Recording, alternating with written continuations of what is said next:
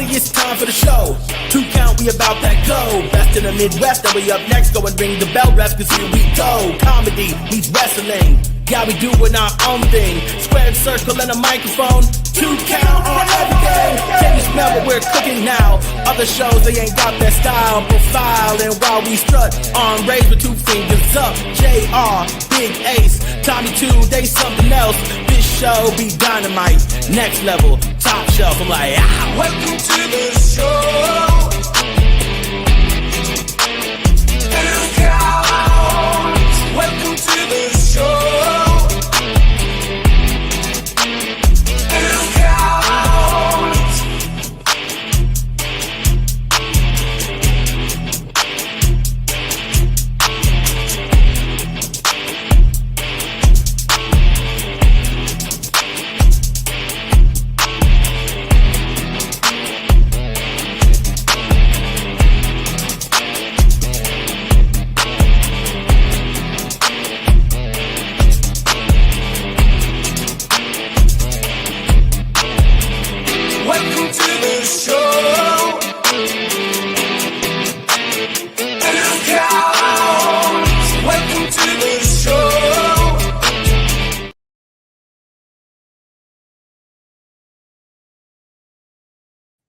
That's right. Welcome to the show, everybody. It's another second to last 2 count Tuesday. Big Ace over here. Top shelf. Tommy, how's everybody doing tonight? Ace, how you doing? We're here. We are here. Penultimate show. One more after this. Well, let's be honest. That's not the excitement. That's not the special part. The special part is the fact Summerslam coming up this weekend. And even bigger news all together for that hardcore wrestling show on Friday late night at the Uptown VFW. Man, how many of our friends are going to be on the show, right? Death Dealer, Clay Cooper, Alvin Falcone, Badger Briggs, all 4 former guests here at the 2 count, everybody. So got Jay Marsden on there, who's a good buddy. He ain't been on the show, but he's a buddy. Yes, who else is on that show? I think we knew the majority of the people. AMB, was it AMB? AMP? I can't remember. I think not AMB. Oh, sorry. What is Anakin? Next to Badger, right there. I've done some shows with Anakin. Really great talent. He's also doing the GCW stuff that weekend too. Yep. Also say that Brandon Gore is on that poster for late Friday night. Brandon Gore's, and that's just it's on the poster and been announced. Like half of the other people haven't been announced and won't no be. clue because they keep dropping them as we're building up to this weekend. And I tell you what, man, what was already a busy weekend has now gotten into a much busier weekend for myself. So I have a golf scramble on Thursday during the day. That should wrap around 5:30, 6 o'clock, hopefully. And then literally just running my ass home, taking a shower, and get into the Uptown VFW for the Thursday events. I'm playing some golf with some friends from the bar on Friday morning, man. I tell you, man, I should just stop every once in a while, right? I should just take a... I'm telling you right now, dude, you don't have to listen to me, but take a fucking note because I did it to myself doing what you're doing. And at a certain point, it's just like, yeah, man, it's not worth it because I'm going to feel like shit. I'm going to be pissed because now I'm tired. I'm exhausted. I don't feel good. I haven't had rest. I haven't had like real food because I've been running for fucking 5 days. Like sometimes you just like, yeah, man, I don't know. That show might not happen or that fucking golf round just might not happen this weekend. Like, got to give yourself some fucking bounce back time, brother. True, but I am off on Monday, so I got that going for me. We're not young. Don't forget that. What do you mean? Don't fucking forget that. You're over 40. Number one fan. Keep going, Tommy. You can do it for a while. For a while, I could maybe. Christian chime in. Good to see Christian back in the chat. But at the end of it all, it's all worth it. You know what? I totally agree, Christian. I totally agree. I got my men's club. I told people I wasn't available to go this weekend, but also like I'm sitting right at the edge of like I can play in one of these end of the year tournaments for a lot of money. I'm like, just got to keep my pace of play going as far as how many times I'm out there playing in the club. So it's a real Sophie's choice, if you will. By the way, your cat looks like they're dead, but I know Discount's not. Just right behind your left shoulder there. Discount always make an appearance when he can. It's good to see him still around. As you see, we're a little short on hosts this week. JR's up at the family's resort. His brother's last season of owning it. So they're up there celebrating that. And of course, you don't see Whitney here because, I don't know, she started to hate us. I don't know. Is that what I want to say? I think it's just pretty known that she was like, cool, I'll check back on the last show. Yeah, exactly. Tommy's number one fan says, no one has ever been on their deathbed and thought to themselves, did I turn off the coffee pot? You know, that's exactly it, right? No one's ever said that. It just gets to be the point where, especially if I'm looking at like Saturday, right? Saturday's such a long day. There's so many things going on already with multiple first shows at First Avenue. There's also Summerslam itself, which I know you're going to. Well, I also think the one thing you're not counting in any of this, Tom, is you realize the traffic it's going to take you to get around to all this shit. You're going to be late to literally everything. First of all, sir, the Blue Line's not even running downtown this weekend because they're fucking idiots. Are you serious? Yeah, they're doing buses because the track's down. We still have the two MVPs. Yeah, exactly. The two MVPs. That's right, Christian. The ones who have carried this show week in and week out. The two gingers, Team Fancy catch up, pinkies up. Yeah, dude. Like stupid. Like Metro's the stupidest decision they could have ever made. Like I get it. You're trying to get it done before the football season. But how did you not realize what was going on this weekend? And that's kind of an essential. Like, I guarantee you the sports authority in Minneapolis and Minnesota, like, part of their sell to them was, yeah, dude, you could get from the stadium, baseball field, the arena, all on the fucking train in, like, minutes. Well, and then it's not even running this weekend. Yeah, or like Mall America to airport or airport to downtown, St. Paul to downtown, Minneapolis. And it's not even running. Oh. It's going to be just fucking buses. Yeah, and the Blue Line is the one that goes from the airport and Mall of America up to downtown. So good God. Yeah, dude. Not going to be running. They're doing buses in place. So they're already telling people with the buses, like, plan for extra time. All right, this is one of the reasons I hate this fucking town. Yep. Because they can't stay on the same fucking page with everything across the board. Yeah, I mean, it's already bad enough. Like, and I'm going to go off on a tangent here. And JR and I have talked about this. Yeah, go for it. I don't live up there, so you know. There's a state highway that runs north-south that they shut down for the summer until the week before the state fair. Because the state fair is huge. If you fuck up anything on the state fair, you're going straight to hell. That's the Minnesota way. But 280, Highway 280, it's the connecting point from 35W going south and north down to basically 94.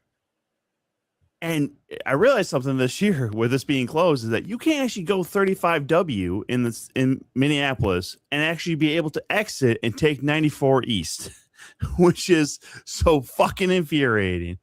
Yasin showing up again. Hello, how are you tonight? Appreciate you stopping in for the 2 count here. The penultimate show, by the way, if you haven't heard, Yasin. Penultimate means second to last. But yeah, no, it's already bad enough with just regular traffic 94 being what it is with constant construction, 280 being closed, like I said, and then just all the little small fucking, oh, this road's gonna be closed or it's down to 1 lane and all this other shit. It's like, and you and I we've had plenty of times rolling through Iowa, and Christian knows this too. Like 18 going from Clear Lake to Algona, where they had like 3 of those one ways across the fucking bridge because they're working on it, and you got to fucking stop. It's the most mind-numbing thing I've ever fucking dealt with in my life. I hate it so goddamn much. But 'tis the season, you know. Minnesota has winter and road construction. That's it. Those are their 2 seasons. So yeah, and then closing down fucking light rails inside the city. Because I'm sure that's people's plans is literally, I'm going to get a hotel on one side of downtown and take the fucking train across, because you can do that. You can get on over by Sneaky Pete's and in the downtown proper area where like a lot of the party bars are. Iran coming in from Iran.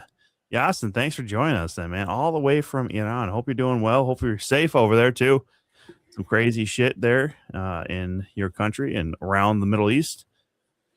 But yeah, like, because when we did Full Gear, we know that a lot of our friends that were coming in from out of town, they stayed around Target Center. And that's kind of the area where a lot of people probably want to be, especially if they're doing the indie shows. First Avenue is right there. So then they're going across over this US Bank Stadium, but I'm not going to even bother with a hotel because I'm only up for hardcore wrestling. Well, shit, man, hit me up. I got a fucking bed. I'll clear it off. I'll throw shit on the ground or whatever. Oh yeah, dude, Christian, at least crash at Tommy or Christian, like give me $50 and to pitch in for the Airbnb. Me, Devin, Bayless, and a friend of mine have a fucking Airbnb. You could literally crash in. Just throw a little money in for your night spent there or something. Or yeah, hit Tommy up. Like, dude, don't drive all that back. You'd have your own bed. You'd have your like a shower for yourself, man. Come on. Tom, put your penis in his mouth. That's never been proven to be a fact here. Okay. How dare you, Ace? How dare you? I was actually waiting for you to be like, that's not going to happen. So then I can go with part 2 and be like, oh, sorry, hand on your penis. Again? Whoa, Christian. Whoa, brother. You guys shared a room before, huh? Actually, I don't know if we have. I mean, we would have probably if Christian was able to go on the golf trip this year, but hopefully next year. Who knows? That's another thing too. I realized from basically the start of summer with that golf trip and all the other expenses this summer, I'm like, the women's PGA being in town, that was a whole extra expense that doesn't normally happen. And then and for me, like that was like, yeah, I'm not willing to swing all that because of shit. So I was like, yeah, PGA 3M's taking the hit this year. Because also I knew we were going to do all the first shows this weekend. We were just waiting for them to get announced. So yeah, and then SummerSlam weekend being what it is. So 2 major expenses that are not normal, and of course this is my first year being on that golf trip. So Demonic Dad checking in, gentlemen. Enjoy the weekend, man. Wish we could go, but we're heading to Wisconsin. I'll be watching from home. You mean from home? If you're going to Wisconsin, you don't have to be like Dan. You can still type in the correct words here. Demonic Dad. I'll tell you what, I got a good night. I got a good night for SummerSlam. I picked a good one. We get the Brock Oba Hell in the Cell. We're getting Aldis and Gunther. We got Bloodline and Solo, Royce, and LA Knight. Like, I'm actually the only one that's happening Saturday, and I'm kind of like, oh, I want to be there for the Gable hometown pop. Everybody does. I mean, have they announced if Tiffany's going to be on Saturday, or is she on Sunday as well? I mean, they announced the cards for each night already. The Human Money is on a poll. That'll be anything else, which is just a briefcase on a pole match. Everybody, yes. Right? So is it Money in the Bank? Or is it? It's basically, but it's going to be like the actual money he stole from Danhausen. Oh shit! I forgot to send this over too. Did you see that they're going to have a Danhausen ice cream truck? Yeah. Yes. So if you're around, we can send it out on social media. I did take a screenshot of something. I do think I will eventually cross paths with it because we are going to be So Bayless actually got a couple of the WWE like meet and greets. So I think he's meeting HBK and Taker. Ooh, and that's Saturday, and that's like Saturday early, like before.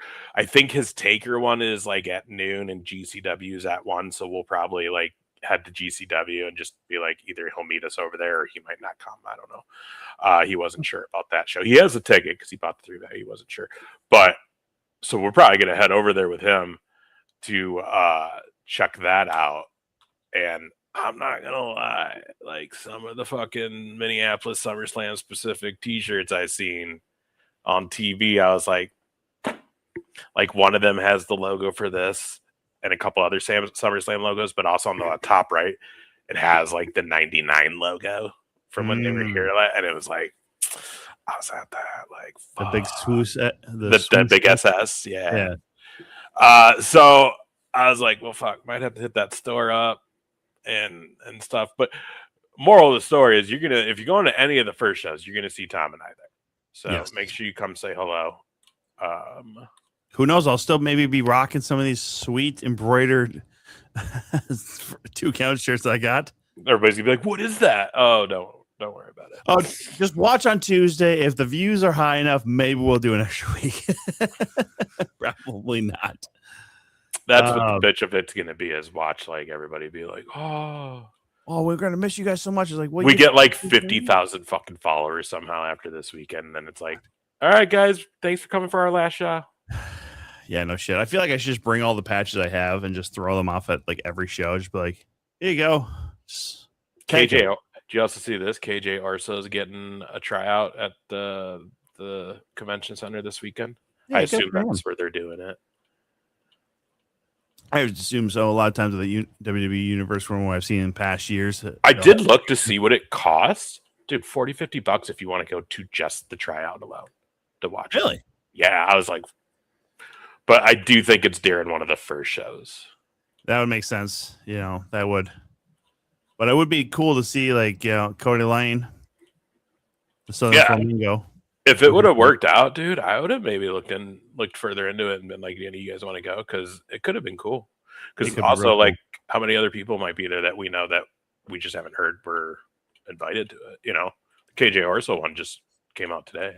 Yeah, Tina's stopping in. She's saying, "Hey, good to see you, Tina." God, they put it out. I just can't find anyone that has it posted with the graphics for each night with all the matches. Mm. Well, you keep searching for that because, obviously, as we're winding down to the end of the show, a lot of times people start talking about memories of theirs, favorite memories, favorite things, favorite guest of the show. And regale you all with a certain guest that we were told, or, we were advised to have on from out there in Illinois, Indiana territory.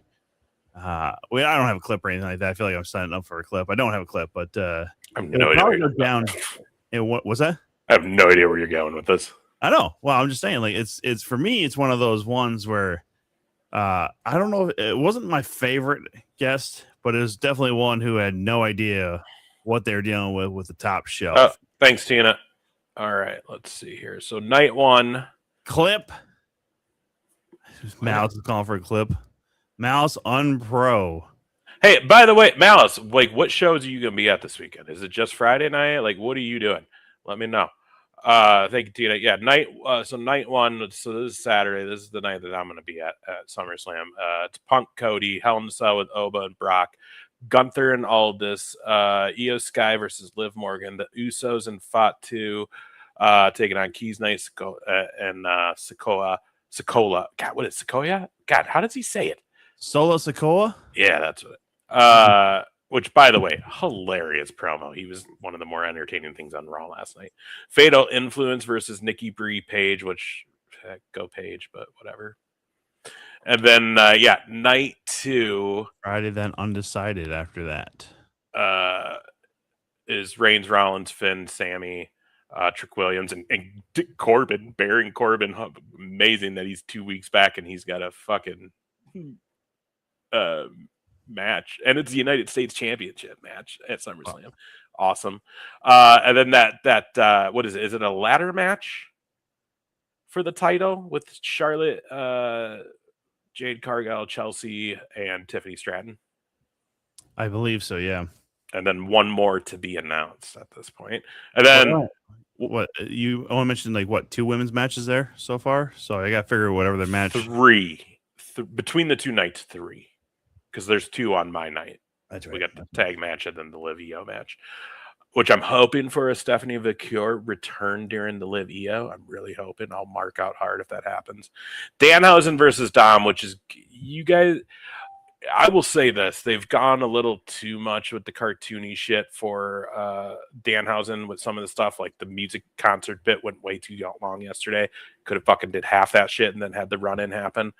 But the match itself with him and Dom is going to be super fucking entertaining. Like, you just can't. If you say it's not, you don't like being entertained. That's all it comes down to. And then what I think is going to be like the big match of the night for like the hometown crowd. Because I know Tiffy is hometown too, but I think they're really, and the reason why I say this is if you watch Raw last night, like the whole vignette promo they made for Gable leading into this was him in Minneapolis talking about his hometown, talking about his home state at the stadium, him at the fucking MLS game with the like. They set it up that he is going to be the Minnesota hero at the end of that night. And that pop's going to be huge. I actually got offered possible tickets for Sunday, but I just can't do it. I just can't. It's just, even with the show being probably done early, because the shows start at 5, which love you for that one, WWE. Because again, if this was like AEW and they were doing their normal 7:00 start time and their shit runs, which is so funny that no one likes to talk about it, but everyone bitched with WWE when it went 4 hours. And now that they don't, people shit on it. And it's like, dude, I can't. The last time I did watch an AEW thing, I fell asleep for the last hour and a half. Yeah, no, I've said it before. I said, 5 hours, 4.5, 4.5, 5 is a ridiculous amount of time to do these pay-per-views. And you already have like an hour for the buy-in for AEW. Yeah, I didn't watch Redemption this last week, but I was going to, because I saw it was on HBO Max, but then I realized, oh, you still have to pay like the $30-$40 for it after that. And that's another thing. Like, work it out, Tony. Work it out with somebody. Like, you guys, everyone who, you guys, again, the people who love to shit on WWE, shit on them. But you know what?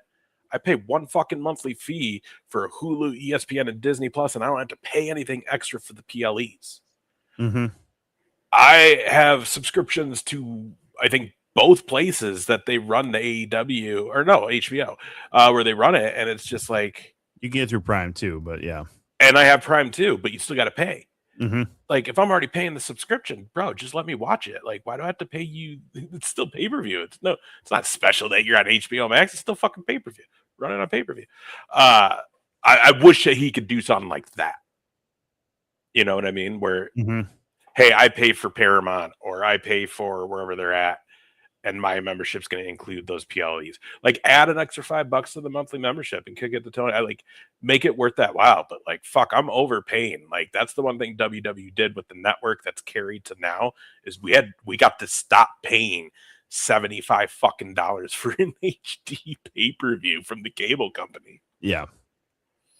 No, that's very true. And, that is part of the problem is, because I would have gotten it because I had nothing really to do on Sunday night other than possibly watch it. But once I saw if I pull up on Prime, it's $50 and I don't have control over the HBO Max subscription. I borrowed my brother's for that because him and his family borrow plenty of mine.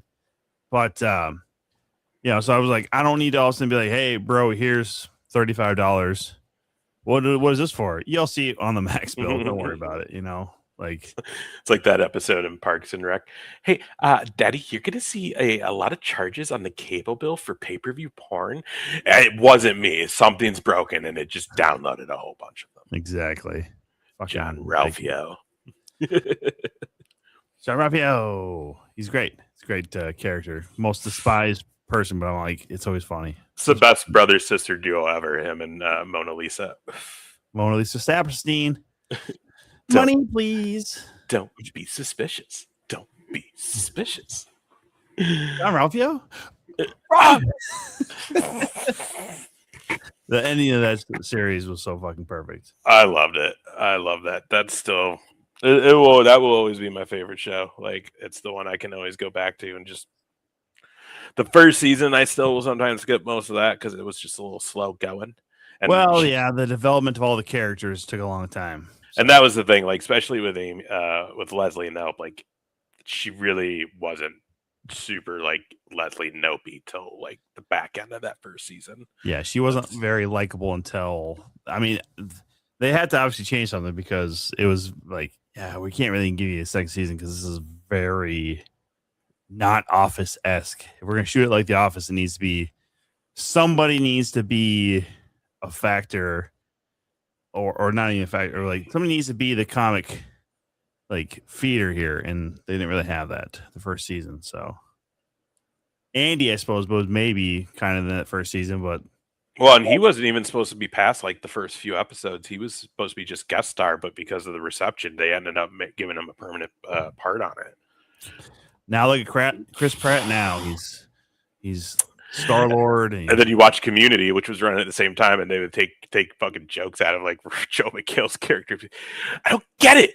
Why Chris Pratt? I don't get it. no one gets it because back in the day when I was a stupid little fucking teenager / young adult, I used to watch the OC. Chris Pratt was in like the last season of the OC. Was he really? I watched the OC too back in the day. Oh yeah, no, he was the one when Summer went to fucking Brown. He was the guy who got her into all the trouble as an environmentalist character out there. Death Dealer checking in, everybody. Make sure you come up to fucking Minneapolis for Friday Night Alone. As Mouse is saying, he's Friday for sure, then undecided. But Friday, Hardcore Wrestling, Death Dealer's going to be part of that show. Clay Cooper, Alvin Falcone. Well, I know Death Dealer has had plenty of run-ins with both of those characters. So that's going to be a huge show, man. They're over there at the Uptown VFW for a late night. My first time going to the VFW. I know it's like iconic for first. Mm-hmm. But this will be the first time it'll be the first time I've actually gone there for a show. I've never, because they always do Thursday there, and I just, I work, and it's an hour 20. There's the official poster. Look at that Death Dealer up there. He looks like he's about to just whoop out. Death Dealer, Falcone, Damon Springer. Or it kind of looks like Anakin is daydreaming, and for some reason he's daydreaming about Death Dealer. Yeah, fair.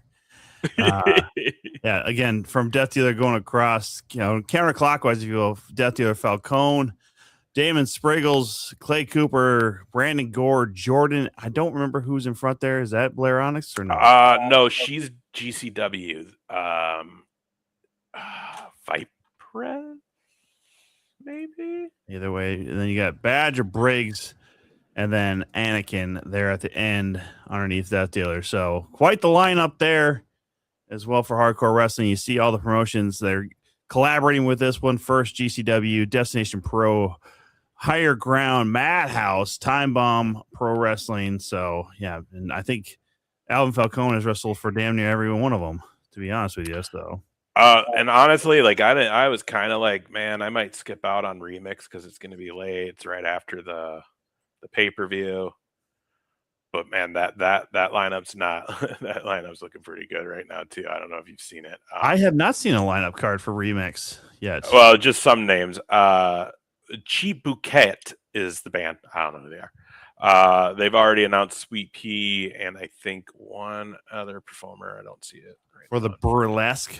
So if anybody doesn't know, First Wrestling Remix is what they are now calling what you. Oh, La is it Layla or Lala Lushes drag performer? You got Eddie Kingston, Alley Catch, Gringo Loco. Those are kind of the big names right now. Ryan Cruz, Rudy Hell. But I mean, Gringo Loco, Alley Catch, and Eddie Kingston. That's those some big names. Oh, absolutely. If you guys haven't seen Alley Catch or Gringo Loco, I mean, honestly, those two right there. God, Kingston is going to be fine. He's the name. He's the draw himself. So nothing against Eddie Kingston because he'll deliver some chops, speed chops that make 0 sense. But and then we got Alley Catch will be at Nitro. Mr. Williams will be at Nitro. Al Colon, Jordan, Free Range Kara, your favorite, Effie, Gringo Loco, Badger Briggs, Amazing Red. Looks like Brandon Gore is on the poster. Is that? I want to say that might be Izzy B or whatever her name is. Corbin, Cho, and Jin. None More Violent are on that poster. Ryan Cruz. Yeah, man. Good stuff all around right there. So, yeah, it's going to be a hell of a weekend for the indie shows that we're going to go to that are, First and GCW more specific for those two. Again, we do know at least a couple other shows are happening around the area. I haven't heard a whole lot of other things. There's going to be like a luchador show in Northeast on the 1st. I think about 1 o'clock as well at Broken Clock. I don't think there's actually affiliation or a promotion that's running that. I think it's just more they lined up with some indie guys, luchadors that wanted to put a show together, so they ran with it. And then Ironheart Pro will be out in Hudson on Saturday as well. I think about noon. So, and Hudson's not an easy trek, so that's kind of a weird decision on their part. But also, we got some matches for GCW's Rude Awakening, which is going on Saturday beforehand, which we'll be at as well. This is going to be a good one. We got Marcus Mathers taking on Avery Styles, AJ Styles' kid. So that's going to be a fun one. We got Atticus Cooker taking on Devon Monroe.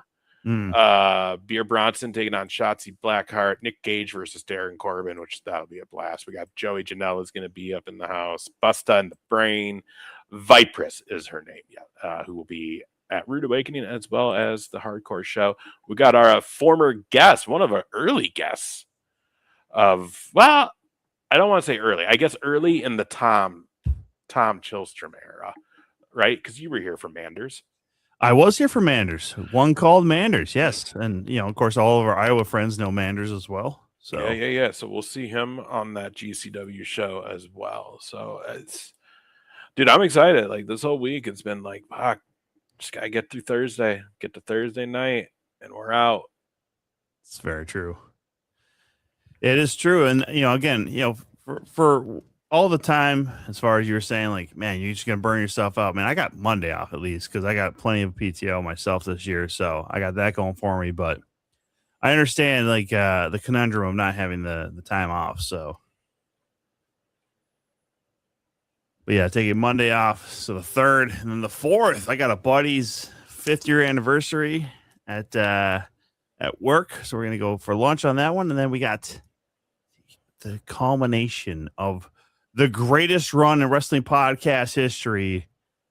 2 Count next week. Again, make sure everybody puts it in their calendar. Join us next week, 7:00 sharp. We're going to have a lot of guests next week, sharing some memories, sharing some good times. So I'm going to just clarify something right now with everyone. I'm going to be real honest. Like,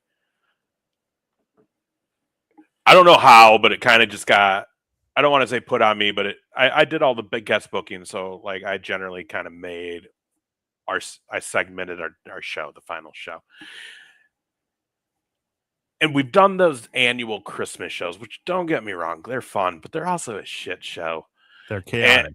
And with a final show, we're not trying to have that chaos because it's the final show. We want to actually have some moments. We want to share some memories. So when we are saying like a lot of guests, yes, for us, it'll be a lot of guests than we normally would have, but I don't want to set any expectations that like 20 fucking people are coming through. I'm going to be real honest with you right now. It's at 5, about 6 or 6. Okay. Cause there's one more that I'm adding in. I just got to figure out where I'm going to fit them. Probably.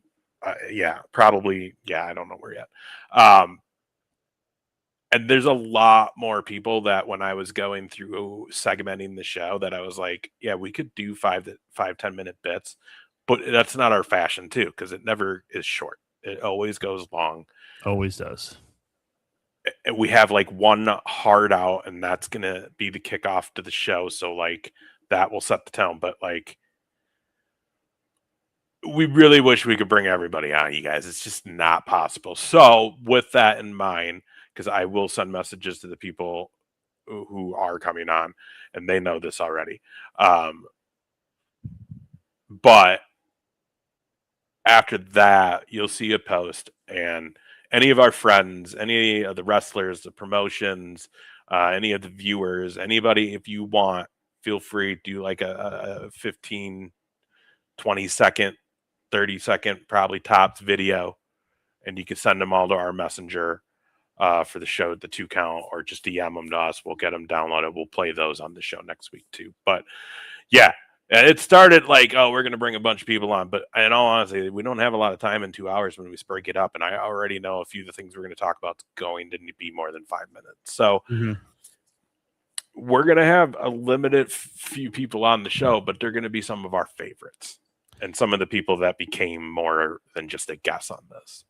Correct. Yes. I mean, some of the people who will be here next week are, if we will, have gotten the term, spot guest host or honorary fifth host or third host at one point, fourth host at another point, things like that. So these are people who've been with us for few of them longer than I've been on here, but for the most part, a big chunk of the last 4 or 5 years.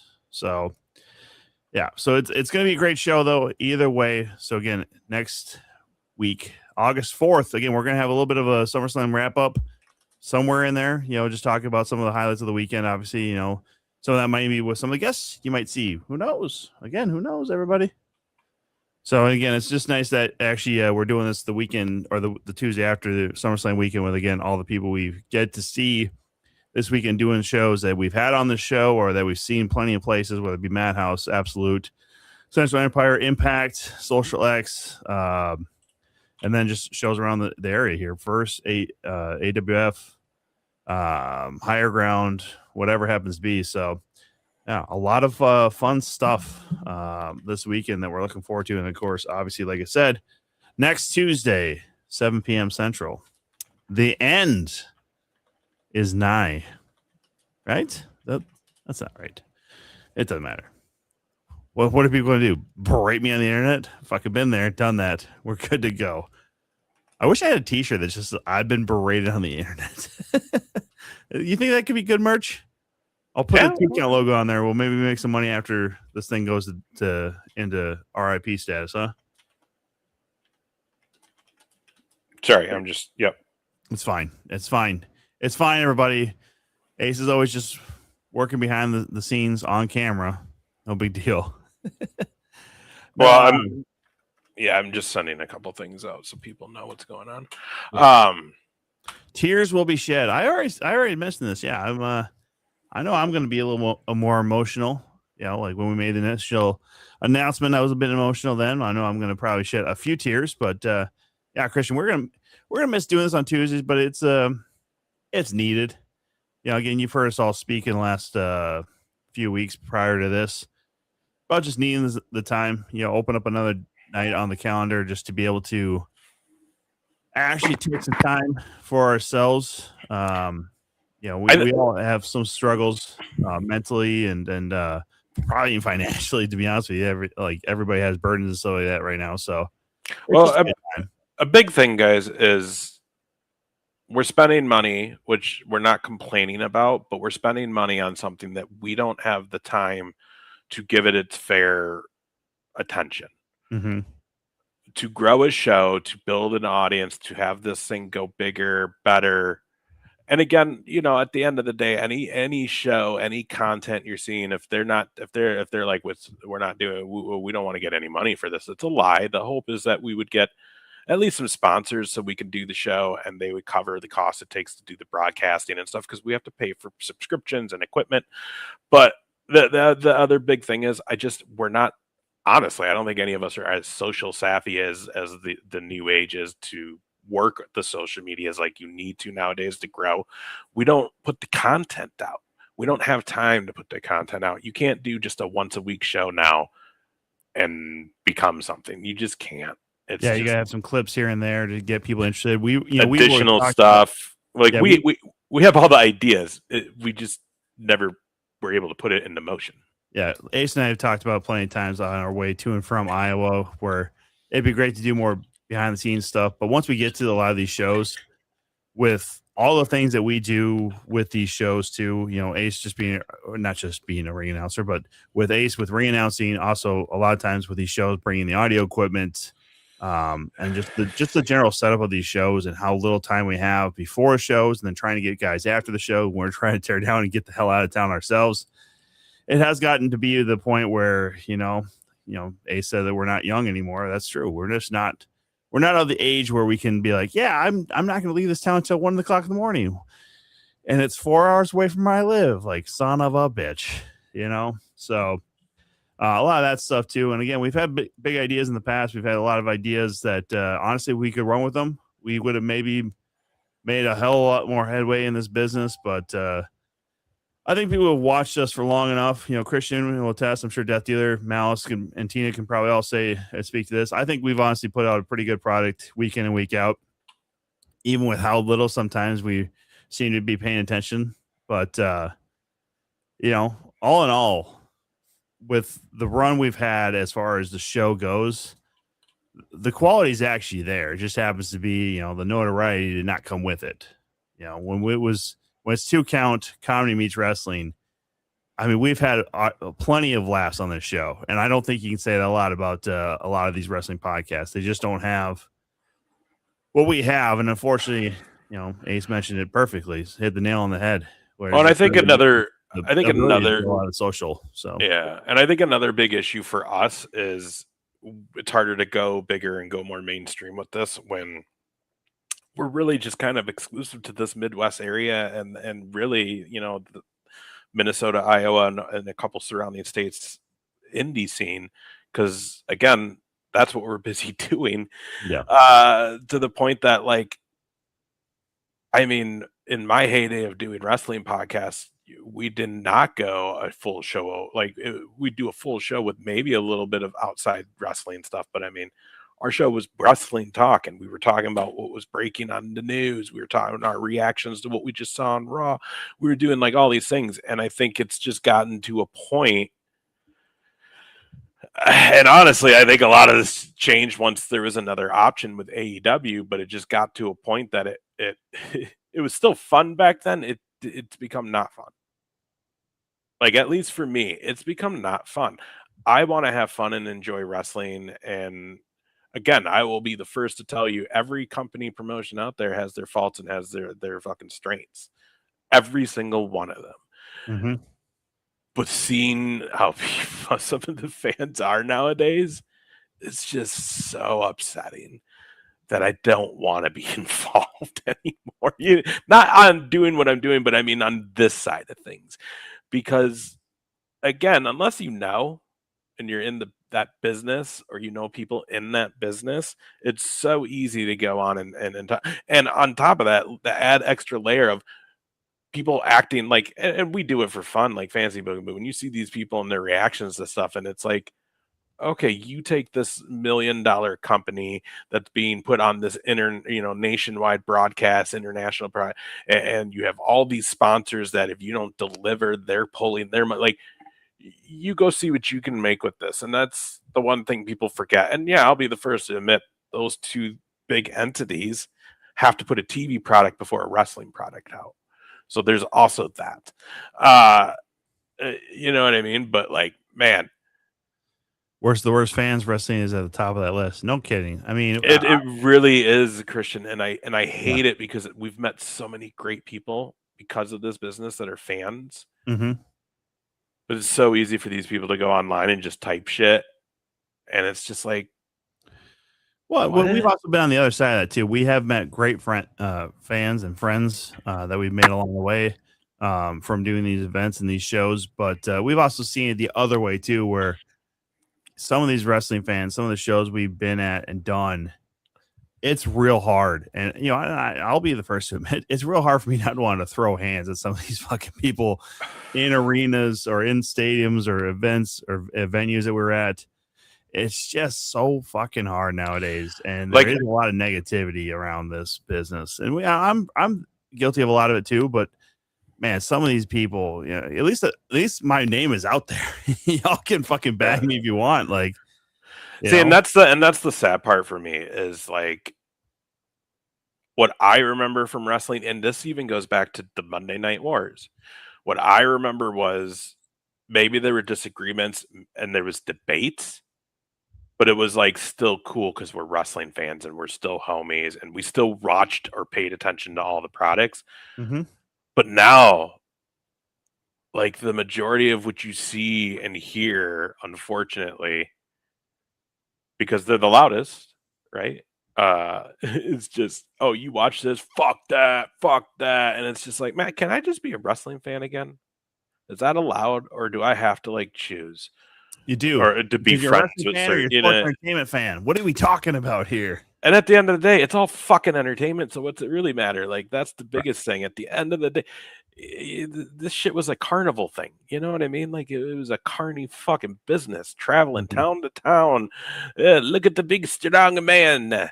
Come in and pay 2 quarters. You know, like it's a fucking like it's entertainment.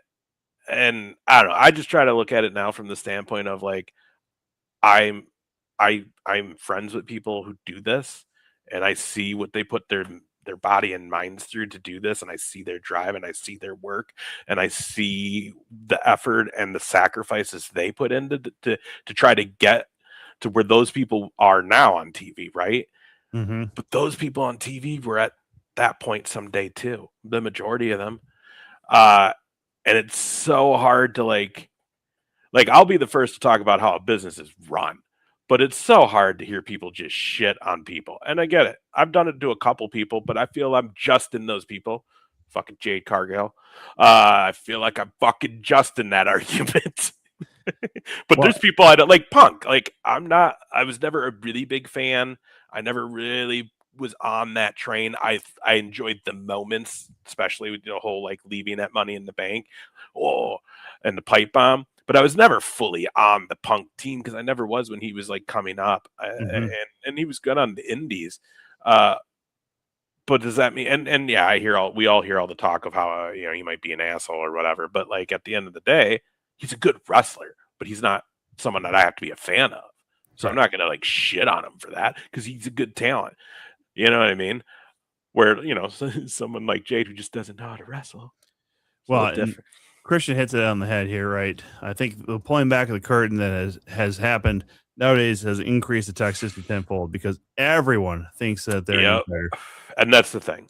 And the thing that's so dumb is you all are being worked. That's the fucking kicker. All these people, yes, they're open about how they've told you this is all predetermined. They're not going out there really trying to hurt each other, that kind of bullshit. The shit that we've always known, really, since at least late 80s, early 90s, it was pretty well known. It just, was still kind of being kayfabed at the time. But it was definitely the 90s, I would say. Late 80s is kind of still sketchy. But once you start getting towards more of the internet age, it's definitely one where you got a little bit. You have the dirt sheets. Meltzer doing his fucking thing and stuff too. Right. So. But that's the thing. So like, that's what we know. But what you guys like, all these fans who think they know by watching Unreal and watching these, and it's like, or Dark Side of the Ring or something like that. It's like, no, but you weren't there. Like, and like, especially with like the Unreal, it's just another reality show WWE's on. All that shit's been scripted. It's all fucking scripted for the most part, dude. Like you're being worked. It's like, and that's the thing. And again, though, it's hard for me going back to why this leads here is because it's hard to stay updated when my only resource for that is internet. And when I start reading articles and stuff, it's like, oh, everybody's just shitting on this. Fuck. Yeah. You know what I mean? And then it's like, well, no, I don't want to watch it, or and then like I said, over time you just become more checked out on it. And that's where I say, like, those big companies that we should probably be talking a lot more about as a wrestling podcast. We don't know enough of the current, we don't keep up with it to do it for the most part, except like the really big headlines. I think we're getting better now at the end, honestly, at least with WWE for some reason. Well, and I'll say this too, like, Raw going over to Netflix. I don't have my own Netflix account. And of course, they've made it almost impossible to, not have one specifically for everybody in the world, so, making it real hard if you don't have the same IP address or some shit like that. Like, so, like Raw kind of lost me. Like when we did that sweet thing actually at Target Center when they came through town, that was actually a lot of fun, but I hadn't really watched a lot of Raw even into that one. Fridays, I don't really have time to watch SmackDown because I'm working at the bar that night. And then, I've been so busy on Wednesdays lately, I haven't been able to catch Dynamite either. So, and then you throw in like NXT where we've been doing the show lately. I did see obviously Mike Santana, by the way, is now Cruz Montana, which is stupid on a different level. That's not quite Walter de Gunter level stupid in my opinion, but it's still a level stupid in my book. But Yeah, and then TNA. If you don't have AMC, or if you don't really have cable, because I have Hulu Live, but I don't have AMC available to me. I don't have a few of those channels, so it's again like God, I thought I just saw though that they're going to be on something that like AMC is getting absorbed into something. It was something that I had, I mean everything or is. maybe Tubi or something. Yeah. But again, you got to search for a lot of these things. I mean, you could technically watch wrestling. I mean, and then there's Collision on Saturdays, which again, I'm always busy on Saturdays doing whatever, whether it be the bar or shows or, again, the 3M opened this last Saturday. Just, by the time I got back from that and fucking power being out of my place, I'm like, I'm just going to go to bed. like I could watch it. It's not a problem on some of these, but, Tovar, what's up, Chance? He says, good to see you, buddy. Hello. Went over to his place on Sunday, was hanging out with him and Audrey. Lots of fun up there. We had a good time. Decided not to work on the car because it's too fucking hot out. So we're also dealing with that part up here where it gets real hard to do anything outside right now because God, it's fucking hot. What happened to John? You didn't hear? He finally kicked the bucket. We were only a week away, and he actually finally kicked the bucket. No. Was he finally done in by a sandwich? Possibly. I mean, he's up at his brother's resort this weekend. It's his brother's getting rid of the resort at the end of the season, so they're having a family week up there. So, but who knows? I still diagnosed it. Yeah, there you go. Exactly right, Tovar.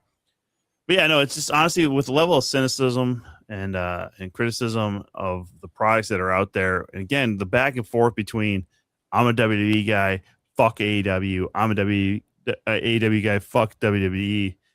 It's like there's just too much fucking volatility in the wrestling scene for a lot of this.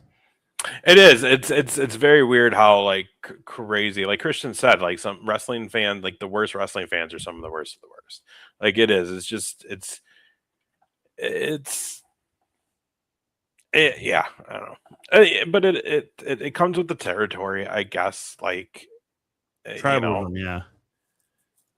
It's always going to be horrible. You're right. I mean, again, talking about it before, like WWE and WCW. There was fandom there, but I would still, if I had access to Raw at the time, I would have probably watched Raw right after or right at the tail end. I would have probably been switching back and forth those last 2 hours of Nitro. But that's basically what I did. I'd watch Raw, I'd flip back during commercials, and then when Raw went off air because they were doing WCW was already 3 hours, I would flip back and watch the end of Nitro. Yeah, and it would work because that was always where the most exciting shit was happening, except for the lightweights because they'd be on earlier. Yeah, I mean, but that was again, that was the thing is just you still had some friends, and back when we were in high school, you couldn't really talk about being a wrestling fan because it was popular, but also you were still kind of like a nerd if you were a wrestling fan in the 90s. So in the early 2000s wasn't the coolest thing in the world. Like the NWO was kind of cool and some of the DX stuff, but you couldn't wear a DX shirt to school, could you? Had to turn that shit inside out because it said "suck it" on it. Memories. Right. But I don't know. It is a different mindset now. And again, with how extensive even like the indie scene has become now, and there's people who are just loyal to going to indie shows and getting like IWTV or what Triller is the other one. You can see some of these bigger indie events on. So or just spread across the internet, YouTube, wherever. So I don't know. It's just there's so much access to seeing things, and hell, half of the people who watch wrestling are literally just watching it, whatever they can watch, and then Botchamania here and there. So, shout out Matthew. Who knows? Who knows, man? Does 2 Count finally make an appearance on Botchamania? Probably not. Hoping, praying. One last show. Come on. Let's fuck up something terrible, huh? I'll start calling you Base, even though it says Ace right there on the... Yeah. Botchamania. Botcha. Keep our show alive, everybody. Keep it in your hearts, everybody. That's what I'm all asking. No, it's going to be interesting, too, because, after we do our last show, I don't have anything on the calendar until August 29th. I don't know about you with all your obligations, but Like wrestling show wise, yeah, nothing until the 29th. But then it gets kind of busy because it's like the 29th. And then I think the next weekend it's not wrestling, but I have my draft, which that takes a day. And then like I think the weekend after that is Adventureland for Madhouse. right. October 1st. Can't wait. Hopefully it won't be 98 degrees for the October second year. what? It's second week of Oktoberfest. September. That's right. Okay. Oktoberfest, second week in September. Okay. Yeah, if first of all, if you're in the Iowa area, you should be there. It's a great time. Oktoberfest at Adventureland, 21 and up, all day at the theme park, plus 2 Madhouse shows happen during that day. And if you're not from, but it's within a few hours, it's a great event to make a night out of. There's like fucking 6 hotels, one's a casino, and a horse track right next to the theme park there. You're 15 minutes from downtown Des Moines. Nice little fucking make a day out of it, ride some roller coasters, watch some bands, have some beers, watch some wrestling. It's a damn good time. And they usually, like, I want to say it's like $30 if you buy the early bird ticket once they start selling them. So like, well worth your money. It certainly is, of course. And you mentioned too, the prime thing for me is 21 plus at an amusement park. You don't have to worry about fucking kids at all. Fucking jump on it, man. I mean, if you love just going to any adventure or amusement park, this is one. And Adventureland is not that bad. It's a lot of fun there, you know. Adventureland is always a great time. Christian knows. Hopefully there's no black mat or black canvas on the. No, we fixed that after that first year. Bayless brings the blue one now for that one. Bless his heart. He knows. He gets it. Yeah, that one was it was hot to fucking stand around. I couldn't imagine you jumping in there and fucking ring announcing any of the talent, the referees having to get on that mat. Good God. Especially that opening match, because they're the ones that had to like get there when it was real roasted. Like I've been just sitting there untouched. Yeah. But you know, again, that's part of the living and learning right there. This is the 3rd year there at Adventureland, right? October 1st? Yeah. I think it'll be the 3rd year. Oh yeah. That's another exciting thing right there in September. And then you know, honestly, once we're done with that one, we roll right into Bridge City Slam, October 3rd. Yeah, dude, can't wait. That's another one. And I mean, dude, I'm gonna pull that up real quick because Christian, yeah, no kidding, man. Like again, I cannot imagine how fucking hot that is. You know, some of these guys who were able to just do that. I know there was a show here at Head Flyer Brewing with Ironheart and MAW that ZK47 was on along with like Maggie Lee and Amina Belmont. And that was a black mat and they had a tarp over the top of it. I go, that tarp ain't doing shit. It's just taking all the heat. It wasn't in the area of the parking lot that they could cover it all. And I'm like, good God, like just the fucking burns you got to have. Right. I mean, geez. Yeah, Bridge City Slam, by the way, everybody, man, they've just been making announcement after announcement. It's crazy. We got Candyman's been announced, Midwest guy. One of our favorites, Gable Galileo, just been announced for Bridge City. Tony Atlas going to be at Bridge City. Marty Jannetty going to be at Bridge City. Maggie Lee, TNA Knockout World Tag Team Champion, going to be at Bridge City. Madman Max Sterling, Iowa wrestling legend, going to be at Bridge City. Sage Hale just announced for Bridge City Slam. CW legend Gage Octane going to be back in the Legends match.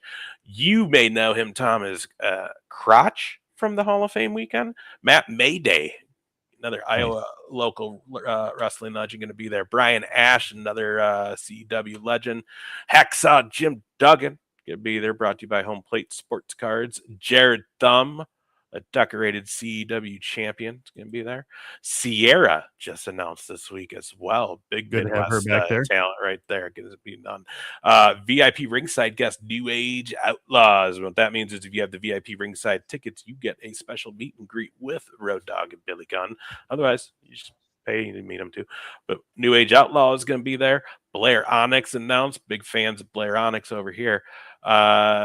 Heath Slater gonna be there as well. Like, dude, He's got kids, y'all. He's got Bridge kids. City is going to be a great time.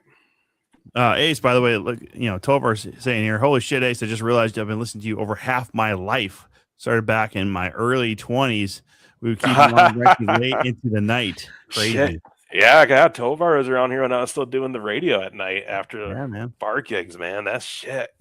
It's crazy, bro. Tovar and I were talking a lot about this Sunday hanging out as far as his time down in Rochester and everything like that too, like where he'd be at if he stayed down there and all that. Like if he didn't pursue the dream of stand-up comedy, we kind of had that little back and forth, like where the fuck we'd be if we didn't fucking do that shit. I know I wouldn't be anywhere close to this side of things. I would never have done any kind of wrestling thing.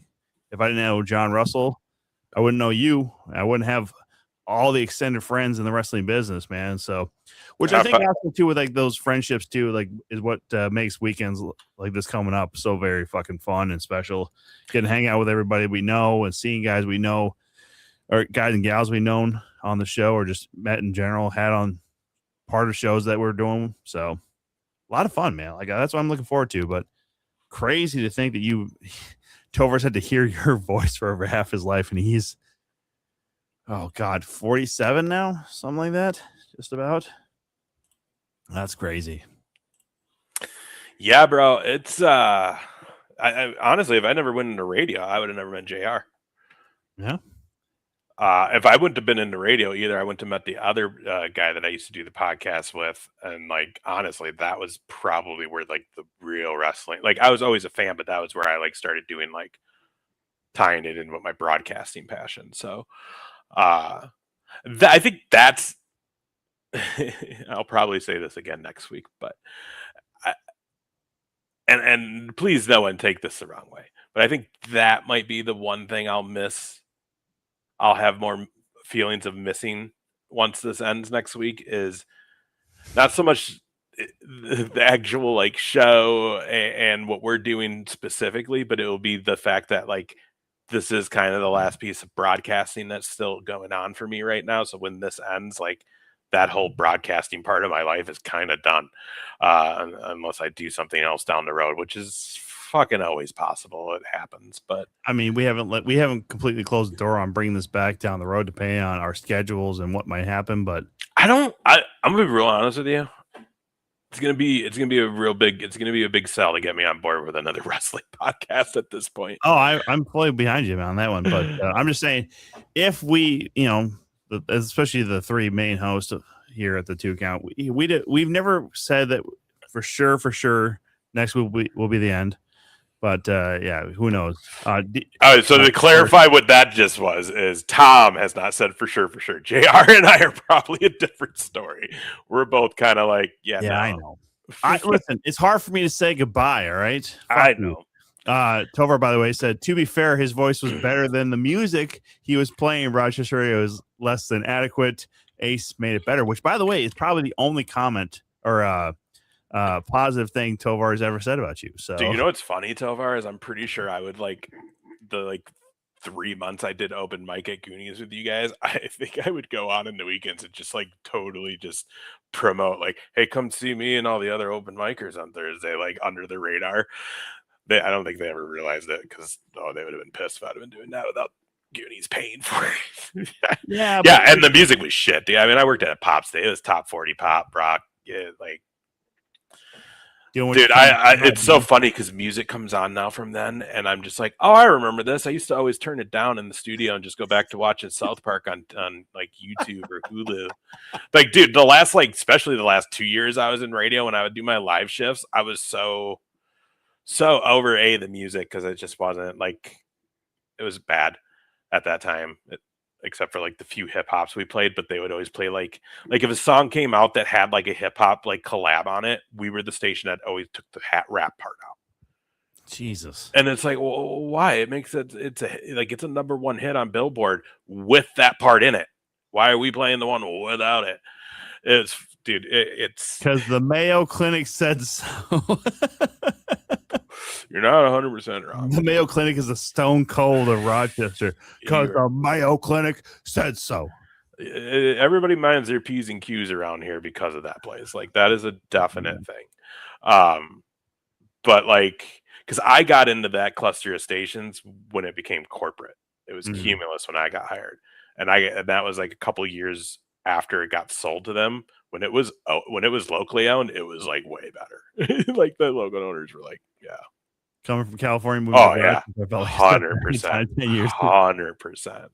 Oh, I can imagine too, especially, like, and that's the thing too. You got to figure the surrounding areas of Rochester are mostly farmland.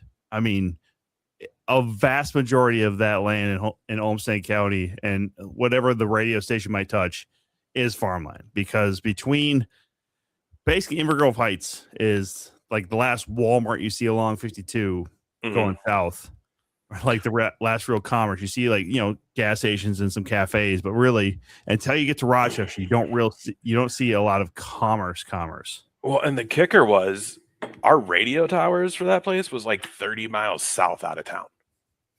So in the valley, no less. Got town coverage. Yeah, like, dude, there was times people couldn't get our station, and our studio was downtown Rochester. It still is. It's still in the same fucking building, right down by like a block or two down from Peace Plaza. Like, it's still there. And there'd be times that like I couldn't get it outside in the parking lot of my car because the antenna went down 35 miles south of town. And an engineer hadn't gotten out there yet to fix it. Town owned by a hospital, everything had to be perfect. No kidding. Which is why you came in at our shop in Utica. Yeah, because if you're south of town, Utica, which fuck, I don't know if anybody's ever fucking promoted Utica as a town around Rochester. Don't know what year that one fucking dropped. Stewartville or Spring Valley, okay. Fucking then going north of town, dude, it's even worse now, though. That's the thing, though. It's even worse, especially now because Mayo's taken over another 4 or 5 blocks downtown, and they're in the process of that. And that's just going to be more bars and people. Shit. That sounds like a great thing for me, right? Cheers, everybody. It was great. Yeah, more bars and people. Absolutely. 12 hour. It would sounds great to me, too. Fix a carb. Go get shit face. You got paid. 12 hours is good shit, man. No, I'll tell you this though too. Like, yeah, radio being what it is, though, every once in a while, I still get a hankering to listen to some morning shows because, I grew up with the 93X guys up here, right?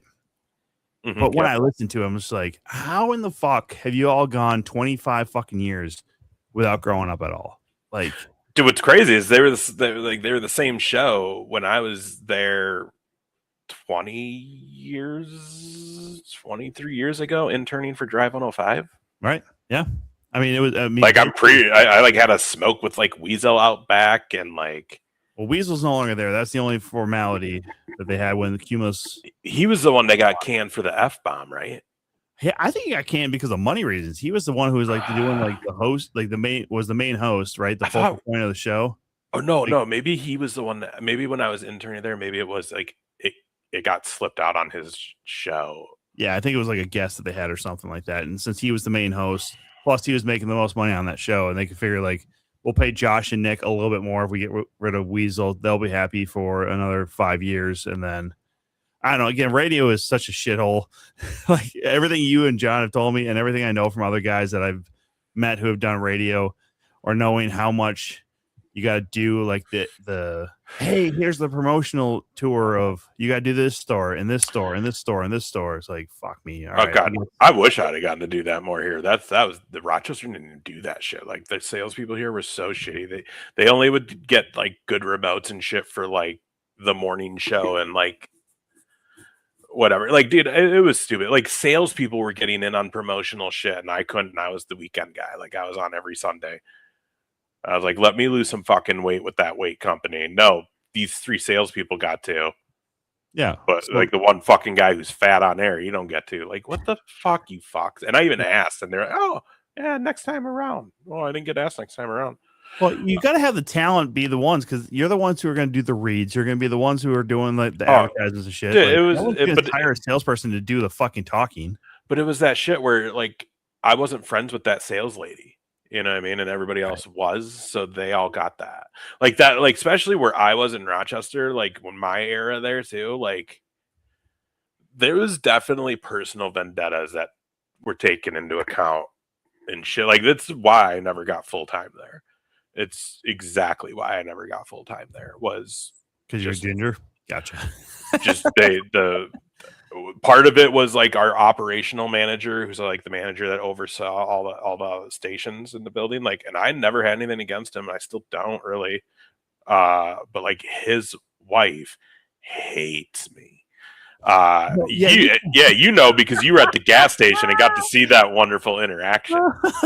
Oh yeah, all I'll say about this is fuck that bitch, because she was insufferable in just a short amount of time. Seeing you interact with her, I was like, what the fuck was that all about? She's like, oh, we get back in your vehicle and we're heading down to Iowa, and it was a hell of a fucking story. Yeah, Fuck basically her. she just didn't like me because she DJ'd. I didn't realize it went this far back, but she DJ'd like my brother's first wedding in the 90s, and it was a blast. I was like fucking 7 or 8. So what the fuck do I know? But like they loved her. So when he got remarried, that's who they hired because she was at the wedding show. And I mind you, this is like right when I'm breaking into wedding DJing. I have been doing the bar for like 6 months. I'm starting to now get on to the wedding side of things.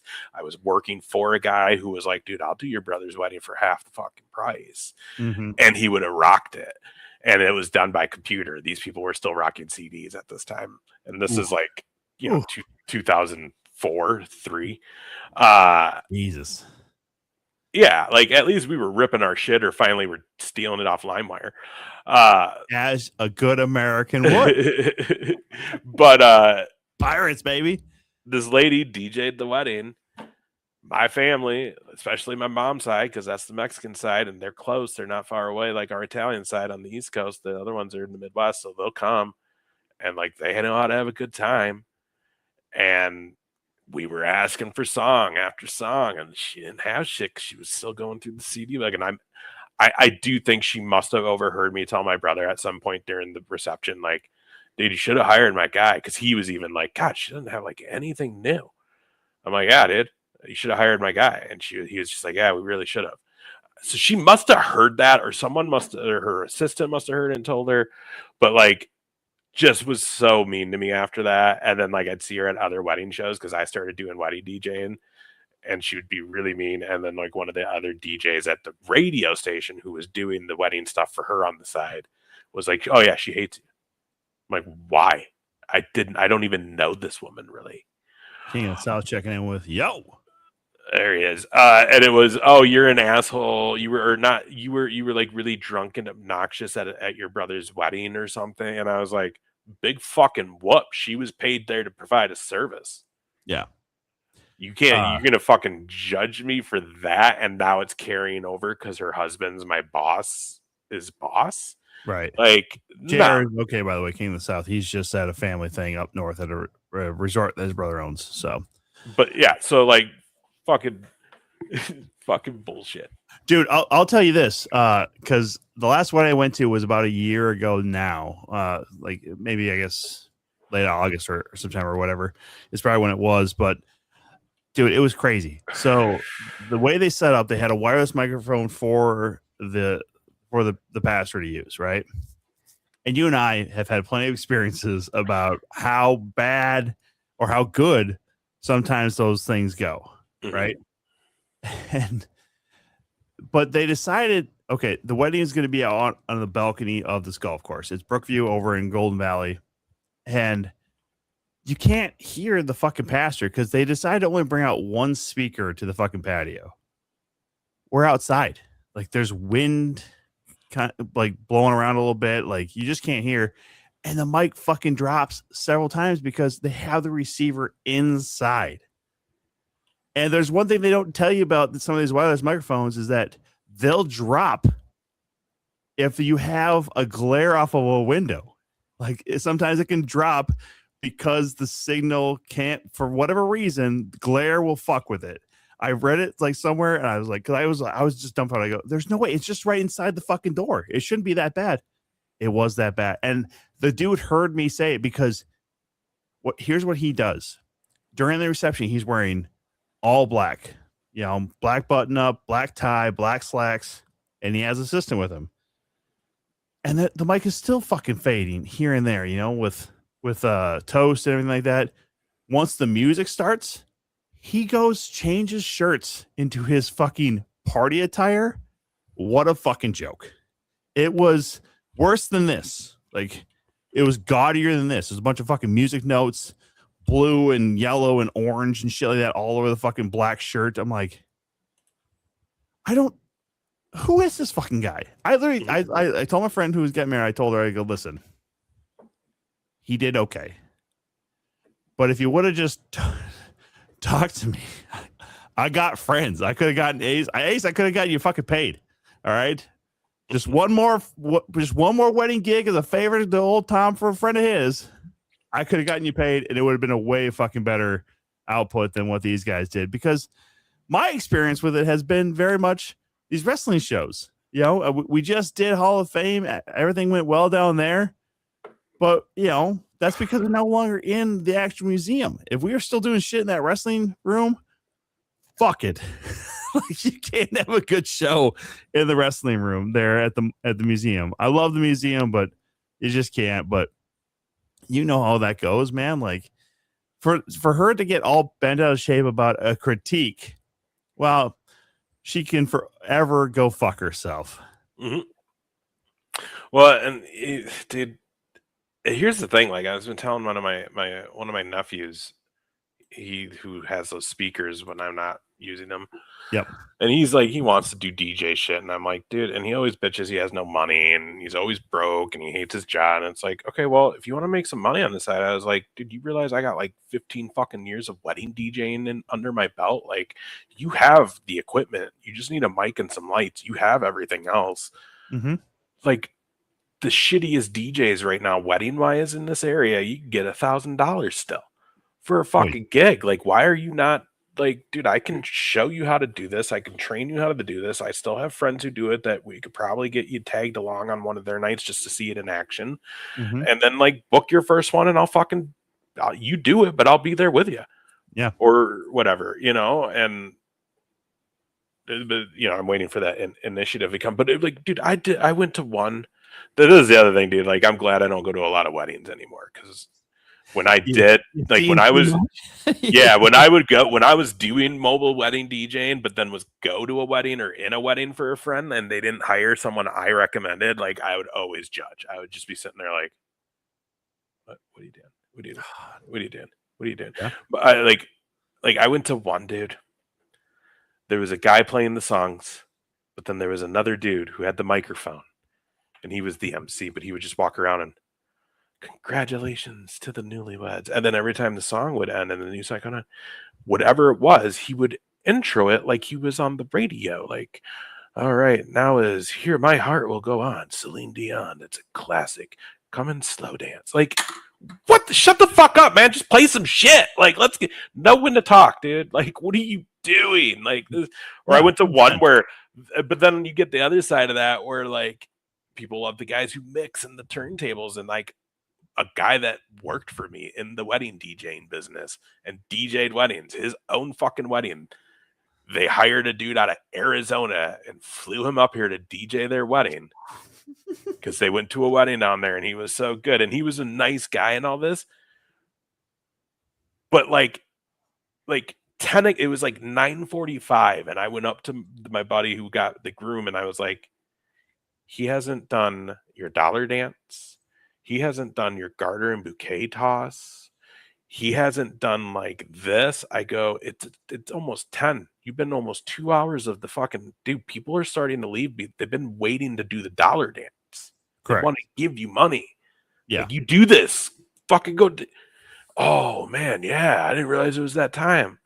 So like I had to go over and be like, hey man, you think you get the dollar dance going? Like people are wanting to leave, like the families, like grandparents, kids, they all want to leave, but they've been waiting for the dollar dance. Yeah. Oh yeah. Like it's it's just a perfect medium. You don't have to be on the mic all the time. a wedding isn't, unless they specifically tell you this, isn't the perfect place to showcase your mixings. And if it is a place you're going to showcase your remixing and mixes off, cool, but still know your timeline for the things they asked you to do. Yes. And know when you need to do, like, every wedding gig I ever had, I knew, okay, this is happening at this time. And I would always get with the wedding coordinator or whoever was like kind of in charge and be like, okay, so you guys are gonna be here at this time. Like, I had it down. And Mhm. like, I'd be out there, like, if something, and like, if we were waiting on Dollar Dance and we're like 20 minutes late on it, and it's because they get, like, it's happened before where they can't find the fucking groom, I'm out there like, what the fuck? I'm putting like 2 songs on auto, and I'm walking the place trying to find the fucker to be like, what, dude? Yeah. We got a schedule. We got to go. Otherwise, everything you asked me to do isn't getting done, you know? And then also just reading the room, knowing the music. You don't know better than the crowd.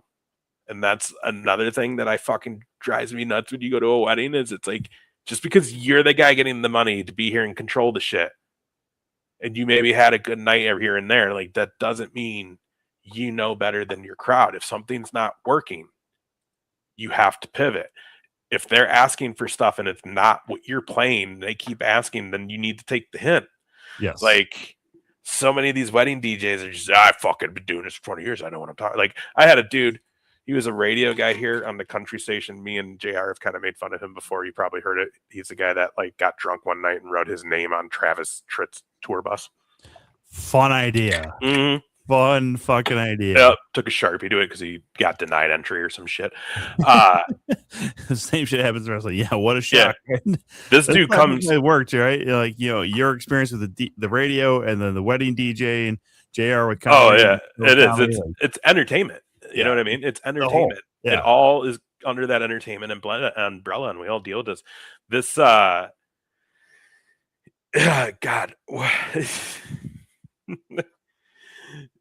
Dude, it's just, yeah. Well, let me tell you this, like, not to, you know, blow more smoke up your ass or whatever, but when you even saying that, as far as like, hey, there's a schedule, there's a breakdown, right? Like, I know what time, like, all this sort of stuff is, and now I'm gonna put 2 songs on play, and I'm gonna go fucking find this goddamn groom. Like, man, you've always been that way with all these shows we've done too. Like, been like right on top of the game. Like, hey, I need to have these notes. Where the fuck is this person? Where the fuck is this person? I need to know your fucking music. I need to know, what are your stat lines? What, like, how's the introductions going to go? Like, what's doing this? Who's doing this? Like, yeah, like, you have been a pro's pro as long as I've known you. So the like, deal is, you can't prepare for live events. I mean, you can, but that's it. But so that's what I'm saying. But like, anything can happen. Correct. Yes. Even when you prepare. So what can you do? You can be as prepared as possible and be ready to pivot if needed and kind of go off the script. Yes. But going into it, knowing that you're going into an uncontrolled space, you want to have control of everything you can have control of before you get into that moment. And that's why it's and that came from doing the radio, because in radio, a lot of people are like, oh, you just turn on and you can hear it. And sometimes I would do it, you know, a lot of times I do it towards the end of my career in radio. But like, even that 30 seconds we're on in between songs where it's like, okay, hey, what am I going to say? Something, whatever. We're thinking about it for 5 minutes before that break hits. I'm not just blank minding it like, oh, mic on. Hey, that was this song. You're listening to KROC, and we got this coming up, and blah, blah, blah. And then just go at it. And sometimes I would, because like, I'd just piss and come back and like, oh shit, bam, hey everybody. But like, yeah, even then, you're like, okay, cool. Like, is there something funny I could say coming out of this? Is there something I need to really be pushing? Am I giving something away this hour? I can promote that. Like, you have an idea, you know what I mean? But dude, I've had some fun wedding stories, but my favorite, dude, was like, I legit, like, the groom's dad almost got his ass beat by the bride's brother and dad. Oh, you gotta love those kind of stories where the families really don't mingle. I felt so bad for the couple, but like, and it was in a smaller venue, so like, it wasn't like a big ballroom in town to where like if it happened in that corner, people over here may not realize it with the sound and everything going on. Yeah. Like, dude, it was so crazy. Like this guy invites his dad, who like wasn't in his life, to the wedding. Dude comes up from Florida. Oh, And they're all like, his dad looked like Jerry Springer, like for real. Already a great start. Yes. Yeah, and then his buddy was trying to be like Don Johnson. It was crazy, dude. Oh, did he roll up a sports jacket too? Yeah.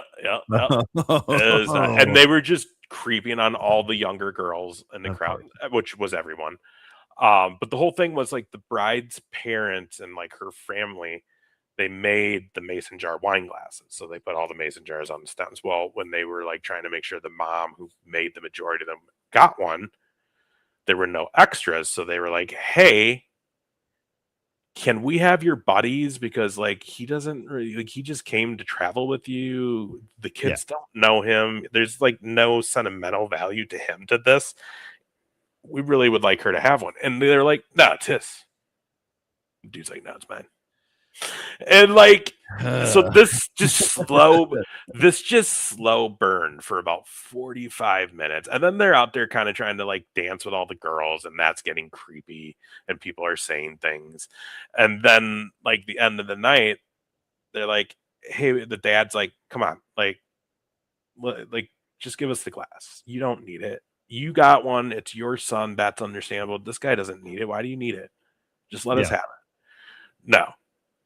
And now these guys are drunk, so now they're all like, you can't have my fucking glass, fucking bitch. I don't give a fuck if she made it. And it's just like, what? So now, and like, well, this is happening.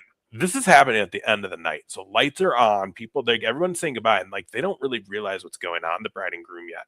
It wasn't until the bride's brother, who is a volunteer fireman and is like jacked, comes over after he hears dudes swearing at his dad. And first doesn't say anything. He just walks up where the table is with the glass on it. And first he just grabs the glass, pulls it, and puts it on the table behind him and his dad, and then turns back around and is basically just like, is there a problem? Well, now you can take my fucking glass. And like, it just snowballed, dude. They didn't actually throw, but by this point, like now the bride and groom know, the groom's losing his shit. The bride is just in the middle, like, you motherfucker, you're ruining our fucking night, you piece of shit. And the groom's like, fucking, like, what the fuck? I can't believe this. Oh my god. And like, dudes are still trying to like fight dad and brother. And like, so all his groomsmen had to come and like get the dad and his friend out of the venue. And while they're doing this, I'm tearing down at this point. The wedding's over. Lights are on. Like anyone who's there is seeing and hearing all of this. Of course. The groom sits on the stage that I was set up on. And it was like a mobile little spart they put in there. So like not a lot of room. So they're like right there. And I'm just pulling my speaker stands down, just kind of like listening, because it's him on the front of my stage like this. His mom, his wife, a couple other people, and they're all crowded around. The mom's just right in front of him. He's just bawling, like, I ruined it. I can't, you know. And she's like, this is why he was never in your fucking life. I knew we should have never fucking invited him. He's a piece of shit. This is why you should have never fucking talked to him. And just going on. And he's just like, and the bride's just like, fuck him. Who cares? It's fucking fuck him. It's over. We're gonna go. Fuck this. It's not gonna ruin our night. And I the whole time I'm just like, excuse me. Just excuse me. Sorry. I'm Ace. I don't give a fuck about your goddamn worries. Dude, it gets worse because I have not been paid yet. Oh no. Oh no. So while he's sitting on the stage, all of a sudden you see fucking dad come popping back into the venue, like fucking trying to charge to our little stage that we're all at.